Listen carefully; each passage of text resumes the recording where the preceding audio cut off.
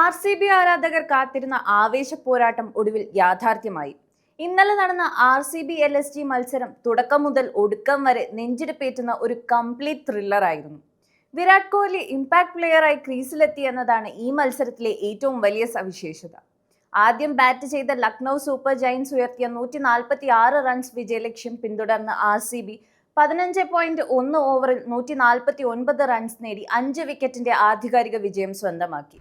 ലക്നൌവിന് വേണ്ടി Mitchell മാർഷും Aiden മാർക്രോവുമാണ് innings open ചെയ്തത്. എന്നാൽ തുടക്കത്തിൽ തന്നെ റൺസ് കണ്ടെത്താൻ അവർ ബുദ്ധിമുട്ടി.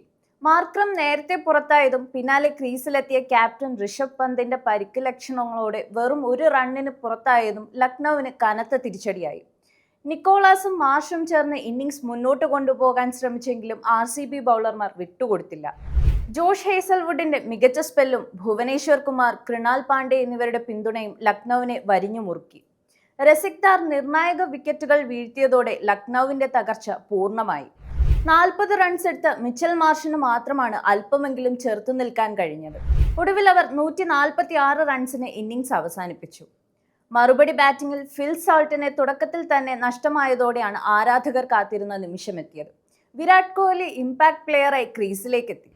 49 റൺസ് നേടി മികച്ച ഇന്നിംഗ്സ് കാഴ്ചവെച്ച കോഹ്ലി വളരെ ശാന്തമായി റൺ ചേസ് നിയന്ത്രിച്ചു.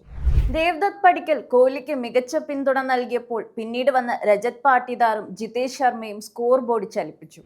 മധ്യ ഓവറുകളിൽ കുറച്ച് വിക്കറ്റുകൾ നഷ്ടമായെങ്കിലും മത്സരം RCBയുടെ നിയന്ത്രണത്തിൽ തന്നെയായിരുന്നു.